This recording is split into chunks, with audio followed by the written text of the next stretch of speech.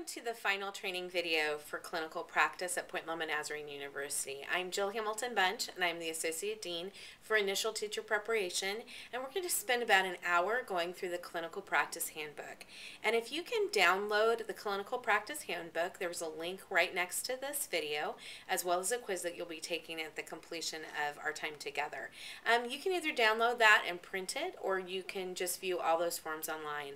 They're also located in the Forms section at the top of this web page. So please feel free to use those electronically if you prefer, or if you'd like to look at a hard copy, you can download that.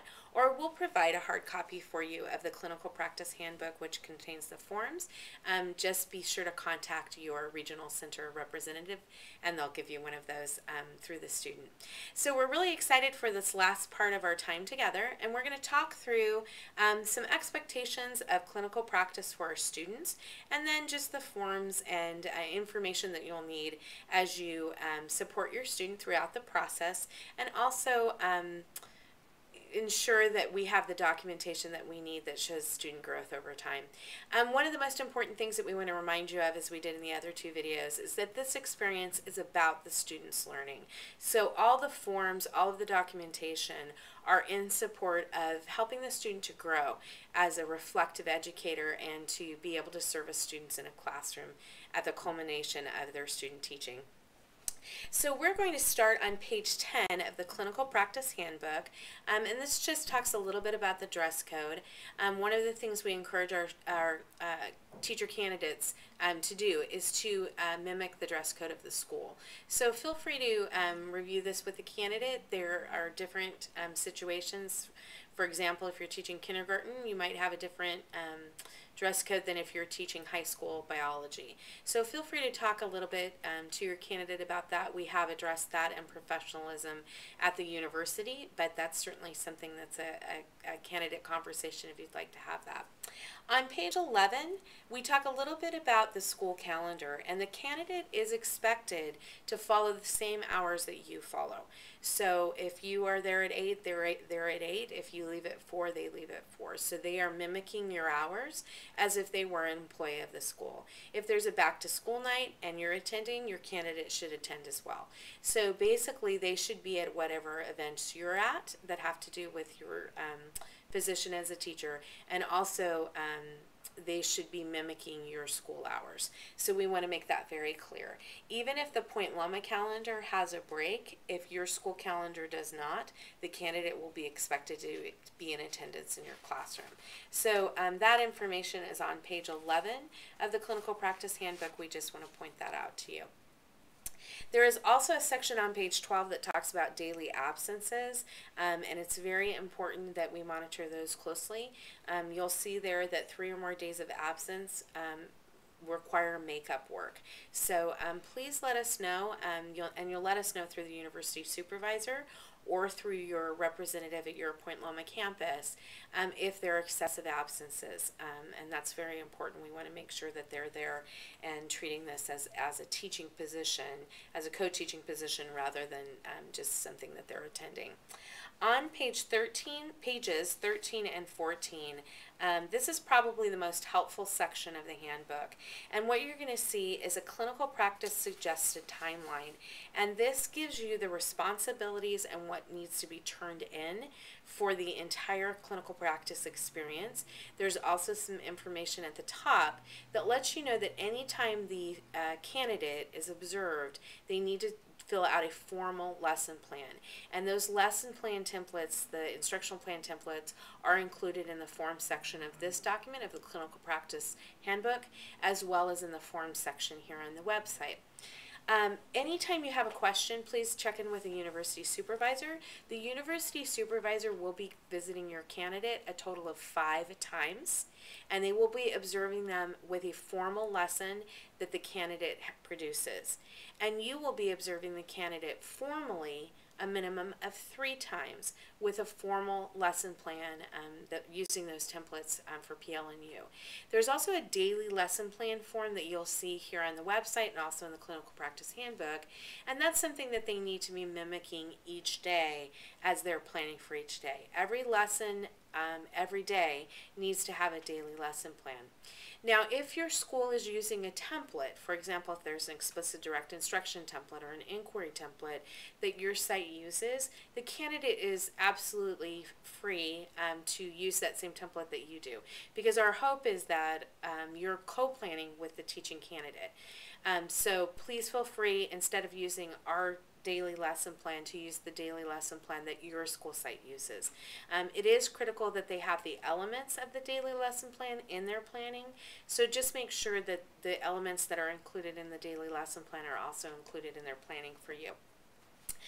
You'll see in red in each of those sections, and they are by week, those are the things that need to be submitted, and also how they're going to be submitted. So if they're submitted by survey, you'll be getting some surveys from the university. You're just going to fill that out and just submit that right back through a survey. We tried to make this as seamless as possible as far as paperwork and as electronic as possible. So the real focus of your day is helping the candidate to become a better teacher. All of the forms and the work you're turning in with a candidate, again, is to support that work.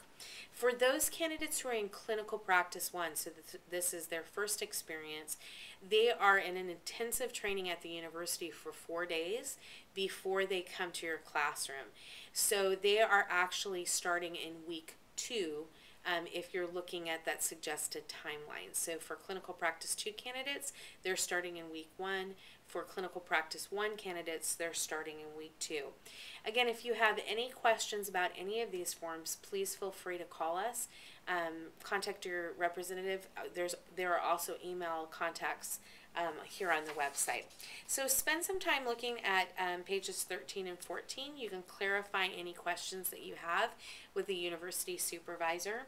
On page 15, it lets you know the expectations for the candidate for clinical practice if they are a traditional candidate, which if you're viewing this training, then you are working with a traditional candidate. For those that are interns, that's on page 16, and those are teacher candidates who are in their own classroom on an internship. At times, we have candidates who are not achieving in the way that we would hope they would. And there's a process for notifying us that a candidate needs improvement. The first line of communication there is the university supervisor. So if you have any concerns, please share those with the university supervisor just as soon as possible so that they can begin to help you address those with the candidate. That notification of the need to improve is on page 17 of the Clinical Practice Handbook, so you can locate that information there. And on page 18, there is a process for removal of the candidate from the clinical practice experience. That does not happen often, but we do take that step if necessary.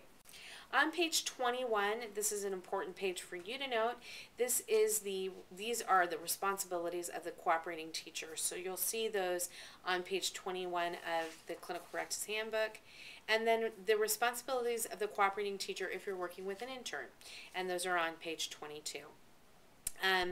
It's very important on page 23, you'll see here what you should be talking about daily with your candidate, weekly. Just reminding you that TPA 4, which we talked about in the co-teaching video, does require videotaping, and then how to conference with the university supervisor. So that information is there on page 23. Then you'll see a section called University Supervisor Information, and that lets the university supervisor know their role. We have trained all of our university supervisors. They are employees of the university, so they come with lots of experience, and they're happy to help you with any questions that you have.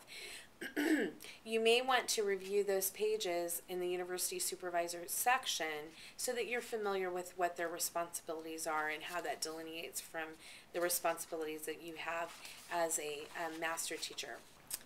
On page 29, you'll find the assessment of clinical practice, and this lets you know how the candidate is being assessed broadly for the clinical practice experience. So probably the most valuable section of this handbook is the forms, and this just lets you know all the forms that you'll need to meet those requirements from the suggested timeline on pages 13 and 14. So the first thing that you'll see in the form section on page 33 are the binder contents. And we do ask that all candidates keep a binder, and this is a physical paper binder that the university supervisor and the master teacher, the cooperating teacher, as the cooperating teacher, will be checking on each visit from the university supervisor. And then as a cooperating teacher, you probably want to just check this like once a week, or maybe even daily if you choose to.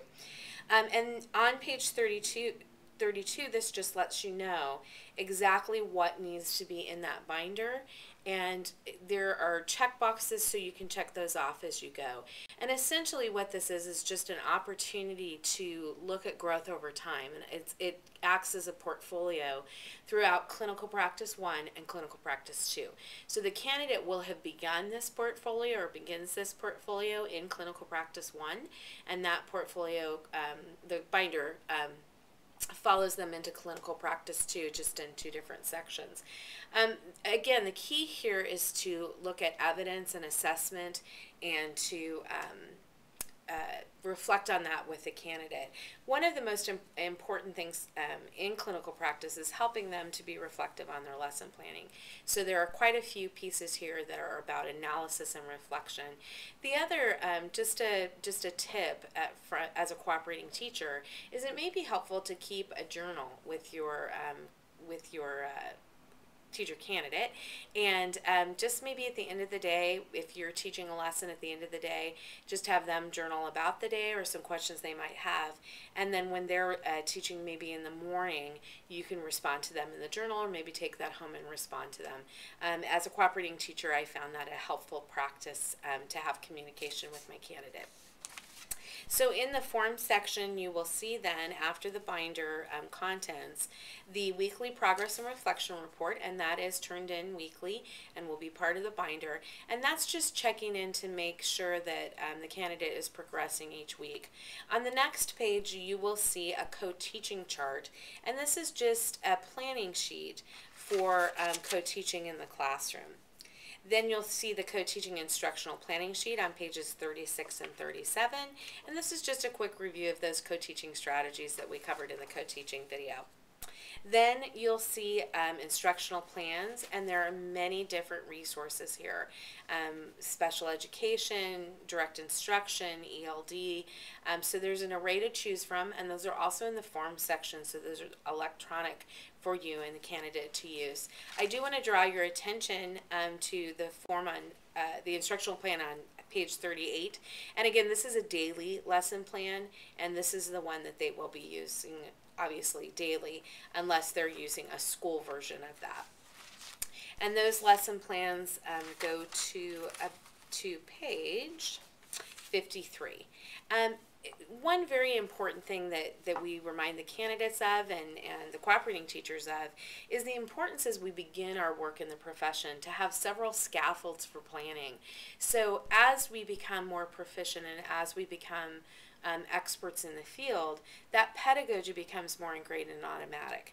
So the amount of lesson planning and reflection in lesson planning often seems cumbersome to the candidate and to the cooperating teacher, because in our classrooms and in daily practice, we don't use as many scaffolds or maybe plan so formally. But the reason we do that during clinical practice is that we're learning how to do that. So those scaffolds, those written scaffolds are there. We're deeply reflective of the work so that those pedagogical behaviors become more automatic.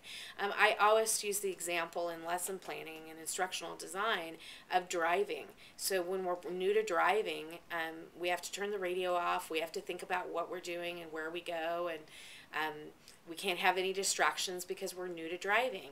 And we work very hard to provide as many scaffolds as we can to drive safely. And then we get more proficient and we can drive places without even thinking about driving at all. And that's what we're doing here, is we're really scaffolding that instructional design and that support so that eventually we can just drive that instructional car with automaticity, and we can have those more embedded behaviors. On pages 52 and 53, you'll see the conference guide there. And again, at the top of each of these, you'll see red information, it's printed in red, that reminds you where it's stored if it has to be submitted. That's on each form that you see in the folder. I'm sorry, in the handbook. Then on page 54, you're going to see a pre-assessment. The cooperating teacher does fill out the pre-assessment for the candidate, and this is based on the information that you have seen so far. And sometimes with a pre-assessment, it feels a little uncomfortable because we're new to the candidate's new to us, and we feel a little bit like we're not sure exactly we're not sure of the candidate's performance at that point. Again, this is a pre-assessment. It's based only on that lesson planning and work that we've seen. On page 54, you'll see in the directions there exactly what you're basing that pre-assessment on. So there are two purposes for this: to show growth over time, and then also to focus the teacher candidate and the cooperating teacher on those specific pieces of pedagogy that you're going to be looking at over the time that candidate is in your classroom. So please feel free just to look at that or please remember to look at on page 54 just those directions, and that will make that easier for you and the candidate as you complete that work. Then the midterm is next, and the midterm, it does involve a formal lesson plan, but the midterm is based on all of the performance that you've seen. So we used an analogy for this as we were thinking about this work. It's the difference between judging someone on one performance or judging someone on the body of their work. And so we thought of the analogy of American Idol. We don't judge them just on the song you sang tonight, but on every song you've ever sung throughout American Idol. So that midterm and the final is based on the body of their work, what you've seen in daily lesson planning, what you've seen in formal lesson plan review, as well as the single lesson plan that you're looking at for that midterm evaluation. So the midterm and final rubrics are located there in your clinical practice handbook. Then you will see on page 86, if you have a single subject candidate, so health, science, social studies, a secondary teacher, then you have an additional rubric that you fill out, and that's called the single subject competency rubric. And this rubric is designed to measure those very specific pedagogies that are involved in teaching specific subject matter. So for example, in science, that might be lab safety. In English, that might be the teaching of grammar. In math, that might be the teaching of specific order of operations for mathematical thinking. So those are very specific to the content areas, and so that is an additional rubric that's included as part of the final assessment. On page 88, you'll see the formative assessment, and this is used to help the candidate as they move through the process of reflection. And on page 90, you'll see the point Loma dispositions, and I want to take just a moment to talk about that. The dispositions are those things that we can't measure strictly pedagogically. These are care and concern for students, commitment to the profession, professionalism, and I really think that those tangible pieces of our behavior that aren't measured quantitatively but are incredibly important qualitatively are really the hallmark of who we are at Point Loma. We do measure those dispositions throughout the teaching program. We measure those throughout coursework. And now as candidates enter the clinical model, as they're working with kids and teachers, we want to ensure that they are approaching that work with dignity and honor. So on page 90, you will see those dispositions. And if you can review those with your candidate as they begin the work, they are well familiar with the dispositions. They've seen them in every course as they move through the program. And this is really who we want to be as a university and who we want to produce as educators in the field. So please take a moment to look through those and review this with the candidate. On page 92, a very important piece of our work is ensuring that we are meeting the CTC requirements for hours and standards. And on page 92, you're going to see the clinical practice log. And the clinical practice log lets us know how much time the candidate has spent in the classroom.